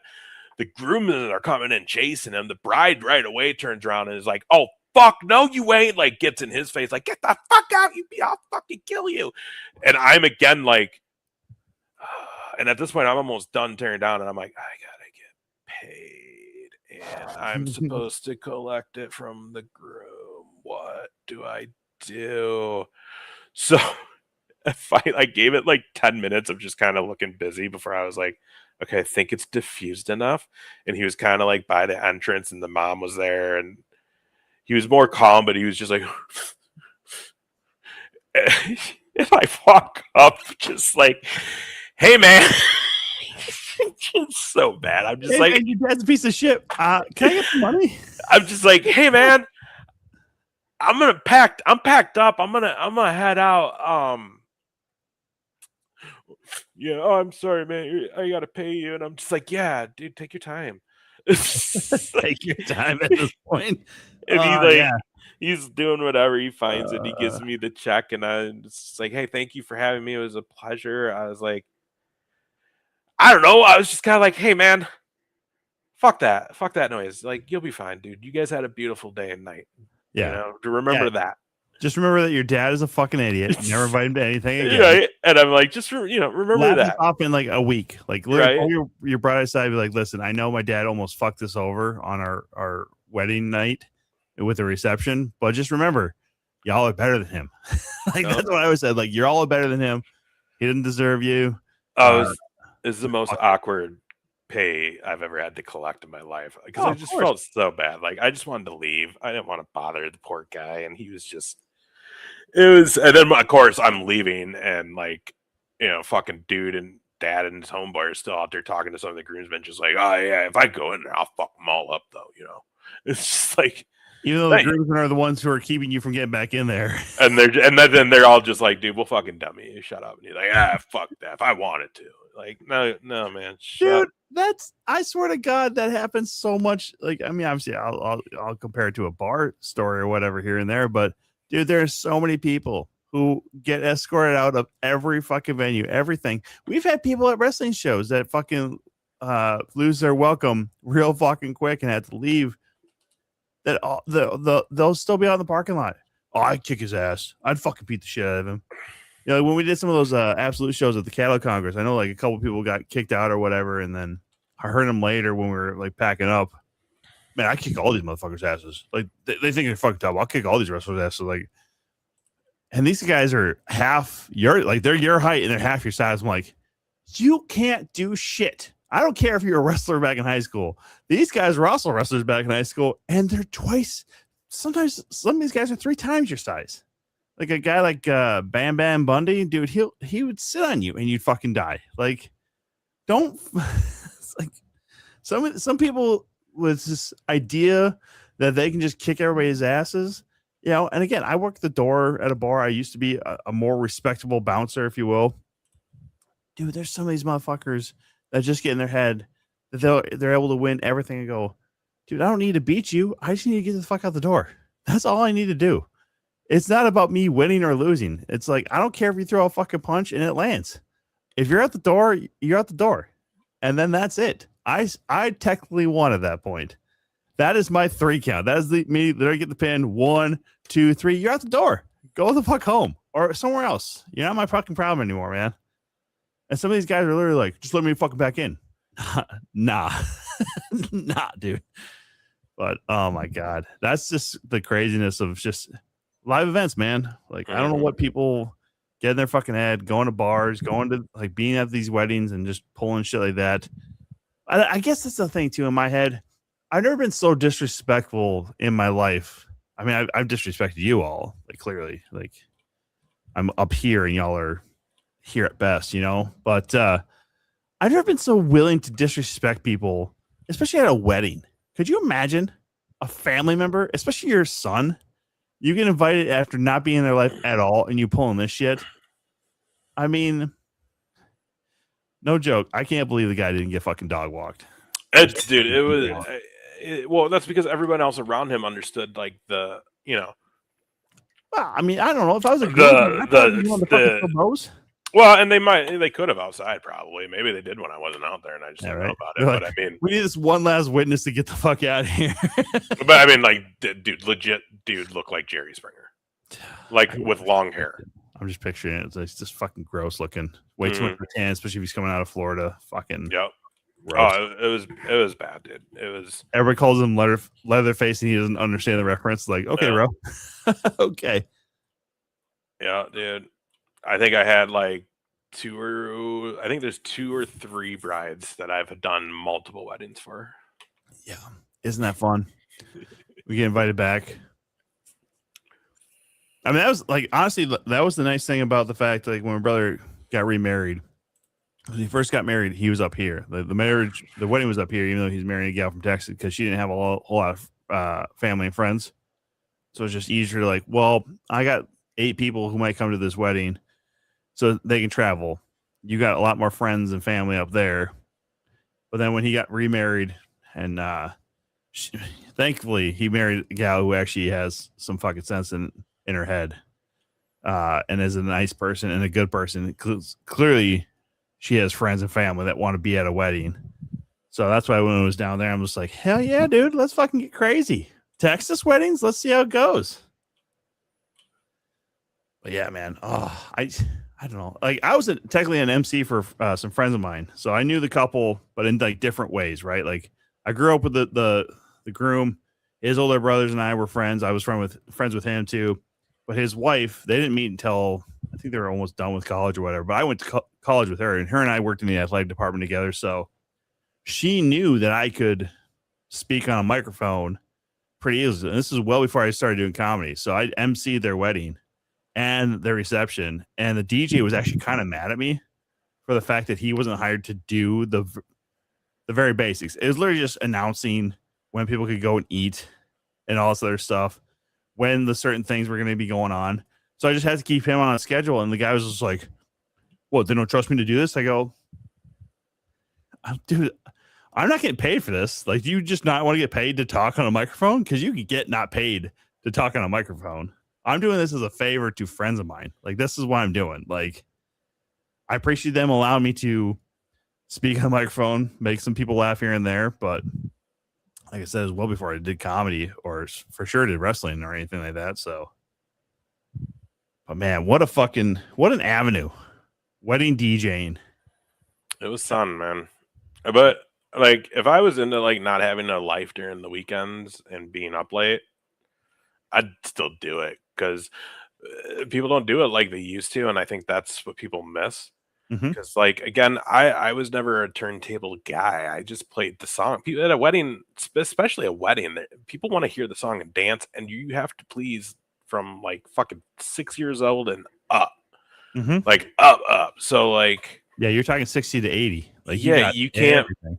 Yeah, I can't play a minute and a half of Sweet Caroline and cut it to the next fucking drop. Like, at a wedding, they're gonna be like, "Oh, we were having fun. Let it play."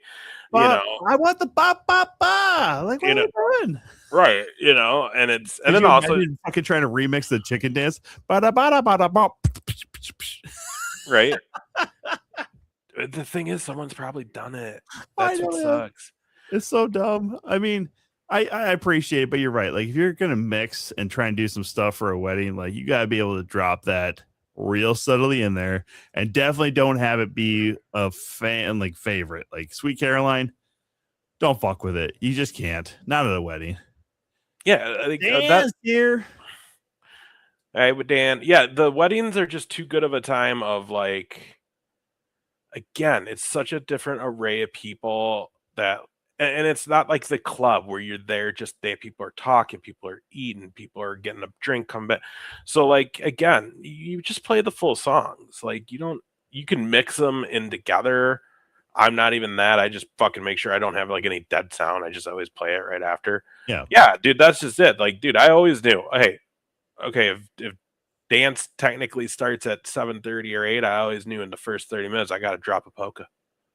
Gotta drop a polka, especially in Minnesota. You gotta drop a polka. Something. As long as I can get out there and just all of a sudden like hear something with a weird horn and the accordion, I'm all about it. I don't know why, but I'm all about it as an upper Midwesterner. You're right. Like, you just gotta drop something polka. But it is very funny. Like, all the times I've been at a wedding, and I'm just thinking to myself, like, God, it's not that hard, but also like, there's a lot of guys and a lot of people in the business that just want to make it harder on themselves. And it's always been that way. Doesn't matter. Again, live entertainment being what it is, barrel. Oh my God, yeah. Don't play that early. Maybe in the wedding reception, but yeah, beer barrel is always a fucking popular one. I've seen it like I've been to a couple of Wisconsin weddings, and that seems to get played all the fucking time.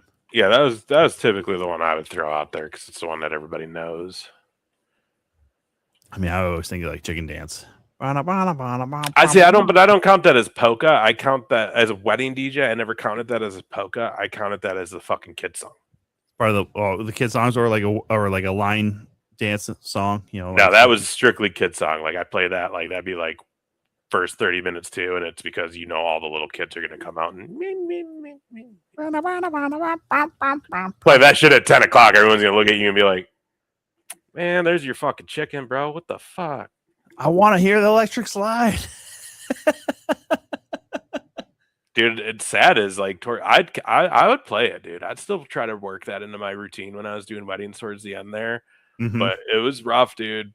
It was rough. It was definitely seeing the change of that was officially like really, really old. And now it was shit like the fucking cha-cha that's like, oh, play that classic. And it's like, Nah, man, the electric slide will never get old. I I hope not. I loved the electric slide because it was the one. It was the one Boogie, time woogie, you just go woogie. out there. You didn't have any pressure to dance with somebody or whatever. Like you just go out there and have some fucking fun. Just do it that way. But I guess it's gotten away from me. I guess it's been a while. Yeah, man. Plus, like that's the thing. Since we're older now, that I go to weddings, I'm always the single old dude, which is not the thing to fucking be. Right? I know I haven't had to go to a wedding in a long time. All my friends are fucking wiped up for the most part. Yeah. And most of my family is too, actually, like the kids in my family that I would go to. I have a coworker wedding in October that I'm going to, but I'm going to be with like other coworkers. So Yeah, that's not so bad though. Yeah, at least if you have some friends. But again, like the last one I went to, she was a former coworker friend of mine. We still have some happy hours here and there, but if it wasn't for the other group of friends, but all of them are married. So, or the one that isn't, she's also 28. So it'd be real weird. Like, hey, you want to dance? It's only just because we're friends. I swear to God, it's only because we're friends. Don't make this fucking weird. I'm trying not to make this weird. Don't make it fucking weird. Mhm. Everything make it fucking weird. Well, what do you say? Should we get the fuck out of here? Say Yeah, man. everything else for the rest of I it? want to go eat son. I gotta to be honest, because I gotta work both jobs tomorrow, and then I'm leaving right after work on Thursday, straight to the Airbnb to meet up with Bayless, and then we're heading over. Are you gonna be there Thursday? Yeah, the VFW show. Yeah, I'll be Yeah. there. Okay, cool. So I'll text you, everybody. Here, you guys, just so you guys know, me and Tom's plan on Thursday. Everybody, listen close. I'll text you once I get to the Airbnb and meet up with Bayless, because that's basically we're gonna go there, drop bags, and then head over. Because I'm gonna get out of work between 4:30 and 5, pick up Devin straight from work and head up, and then again we're in like Robbinsdale. We're like 10 minutes, I think, from downtown or some shit. Yeah, pretty close. So get up there, get Bayless in the car, and then I'll text you and we'll head over. Radio. But I gotta go pack because I'm not gonna have time to pack, so I gotta go fucking pack the bag tonight. Sweet. It's gonna be so much standing and walking, dude. It's always a lot of standing and walking. Have fun. We are doing comedy shows Thursday and Friday and Megadeth Saturday. What comedy shows you doing Thursday and Friday, Dan? Let us know real quick. Right now. Otherwise, we're going to just do the intro or the exit, the outro, and get the fuck out of here. Come on, Dan. Come on. 10 seconds. 10, 9, 8. Fuck it. End stream.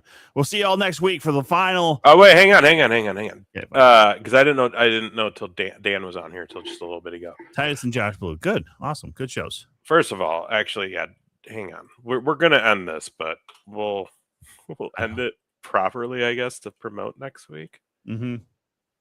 Let me get the picture. Hang on. You loaded the graphic? Oh, might as well, right? Yeah, why not? I think we're gonna have to take one of these out though. Oh, we got too many graphics again. It's part of the problem. We always had just too many media assets. Well, and actually, dude, we should probably do a proper goodbye and actually promote where they can find us all weekend. So let's do that first. So again, if you're coming to SummerSlam weekend up in Minneapolis, you can find Tom and I hanging out at shows, and we'd love to say hello. If you watch the 2 count, take a picture, shake a hand, whatever. We may have some patches or stickers on us too that we're unloading. Mhm. But yeah, whatever. You can see us, and again, we're not on the show. We're going to be hanging out. So if you see us, you want to buy Tom a beer or me or a beer or just say hello, like whatever. We're all friends. Let's watch some wrestling. Oh, yeah. Thursday night, First Wrestling, Uptown VFW Unleash. We will be at that show. The next night, you can find us at the Friday Night Nitro at First Wrestling at the Mall of America. And then we're going to leave this show. My guess is probably during the main, I know, but we're going to leave because we want to get here nice. Actually, let's put the actual poster here nice and early, or as early as can, because this is the one show out of all the weekend shows that we're going to that I've seen that the tickets are almost gone. So hardcore wrestling, no rules, anything goes. Again, First Wrestling, GCW, Destination Pro, Higher Ground, Madhouse Wrestling, Time Bomb Pro, a collaboration of all of them. It's going to be a great night. We're all going to have a good time at this show. We got a lot of friends. We have a lot of friends that are going to be in the crowd with us hanging out. Everyone's coming to that one. So it's everybody. It's going to be great. The very next night, next day, Saturday, First Avenue, you're coming, right? GCW. I got my tickets. Everything at First Avenue I now got, so we're doing all of it. Let's go. We're going to go watch some GCW, which I'm excited for. I haven't seen GCW live in a few years. Went once in Chicago. It was awesome. Can't wait. I will then be at night one, SummerSlam. I'll be in the lower level. If you see me walking around, say what's up to Ace. Afterwards, First Avenue remix. I haven't been to a remix since they rebranded it from WrestlePalooza, so this will be exciting. I'm going to be extremely exhausted by the time I get to this show. So if you see me and I'm a zombie, buy me an energy drink. Buy all the energy drinks. But yeah, dude, I'm excited. Buy a Red Bull stat and as an IV. Let's go. I didn't even think about it, but yeah, I haven't, because I didn't go to the last couple years of WrestlePaloozas because it just didn't work out, and I haven't been since they rebranded, so that'll be fun. And then the next day, Sunday, 1 p.m. bell time, again, First Avenue, GCW versus First Wrestling. That's going to be a fun show, too. Our First Wrestling friends up there taking on that big bad, mean GCW. But it's going to be a lot of fun. And then, yeah, we're going to come back. We're going to do a little recap. Again, trying to segment this show with the guests that we're going to have on. It's been kind of hard. But we are going to give you a little recap, probably have some pictures or something from the weekend that Tom and I will show and talk about. I'm sure there'll be some fun stories because we're going to be with a lot of friends throughout the weekend. But then Tuesday, August 4th, saying goodbye. The 2 Count be our final show. We think Whitney's coming. That's not it for sure, though, everybody. I think she has put it on her calendar, so I think she has told us that she plans on skipping her normal workouts, which is great for her. I know we all could afford to work out more. She's the only one that was more dedicated, which unfortunately has also meant that she's missed time on the 2 Counts. So either way, but she should be there next week. We have a couple. So we have a few guests. Should we actually say who the guests are, or are we leaving any surprises? No, let's give most of them. Let's leave a couple surprises, but let's give most of them, especially the ones that we know for sure have meant a lot to us here on the show. So obviously we can't do a final episode unless we bring on the Golden God Bryce Jordan and we talk about the insanity of the JR Golden God feud that started on this show.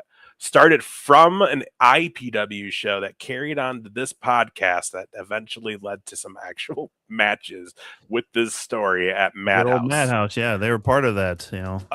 They gave us the payoff. And Bryce being such a great guy going along with this foolishness and being so into it when we did these videos. I'm sure we're going to replay some of this next week. So we definitely have him coming on. Fucking goddamn soothsayer over here, Dan. Mr. Tim Nella is also coming on the show. We will say that. He is basically another part of this show. And we couldn't do a final episode without having our dear friend Tim Nella, who honestly, if it wasn't for this show, I don't want to say this show, but if it wasn't for bringing him on this show, letting him talk about his wrestling fandom, but then bridging that gap, which is so crazy because Tom, all this started in Hall of Fame weekend in Waterloo. That's where all these friendships were formed in that town at that event. and has given, I would have never known Malice. I would have never known Vandy if it wasn't for that weekend. So I'm very much involved in what I'm involved in because of that weekend, which is so crazy to think. But the long story short is all that led to Tim Nella getting to live out his boyhood dreams because of us being able to bridge that gap for him and getting him involved. So we could not do a last show without Tim Nella. We also are going to have one of our dear friends, Daddy Decent, who's a long time friend, been on a few episodes. Always good for some drinking stories and wild wrestling show stories. So we're gonna sign off the show with him and do a little cheers and talk out. And also, Dan, you've been with us since day one before Tom. We want you to come on to help close the show out next week. So for like 5 seconds, Dan. That's all you get next week. It's like 5 seconds. So Dan, you and Stacy, you guys have that computer or whatever ready with a camera or a phone, because we're gonna bring you guys on to have a cheers with us for that final few moments of the show as we exit off there. So Dan, and then yes, we do have a couple other surprise guests that are awfully special to us, and we're very excited that they've confirmed that they're going to come on next week. So, and also, we're going to probably have some videos. We're going to throw it out. There's a lot of people, obviously, our APW promoters, Shank, Prentice, our Madhouse promoters, Malice, Luke, are very huge parts to me and Tom, especially. Mm-hmm. It's just time-wise, I just can't make it all work. But I'm going to hopefully get them to give us some words. It's going to probably both be bullshit from both sides saying that we can go fuck ourselves, but rightfully so. Or that they made us instead of us making them. No big deal. Wouldn't have it any other way. But yeah, you'll have that. You'll have some of that stuff. So we're going to do our best to give you one hell of a final show, guys. Absolutely. Looking forward to next week. Obviously this weekend is a big deal as well. A lot of stuff going on, and honestly, we wouldn't have it any other way. Next week is going to be a lot of fun. Tears will be shed. I ain't gonna lie. I already know that I'm gonna be throwing a couple. I may turn off my camera a few times just so people don't have to fucking see me. I'm just an emotional guy like that. So you gonna fucking diddle your vagina later too? Yeah, shut the fuck up. I'll do whatever I want. It's my house. Put a pinky up the butthole there. I bet you like it. But we'll have JR for sure next week. Whitney has planned on being here, but we'll try and verify that as well. 7 p.m. next week, everybody, right here where you've watched us for long enough, Twitch, YouTube, and X as well. Man, that's the end of this show. One down, one more to go. I guess we'll see y'all next week, right? Bye-bye.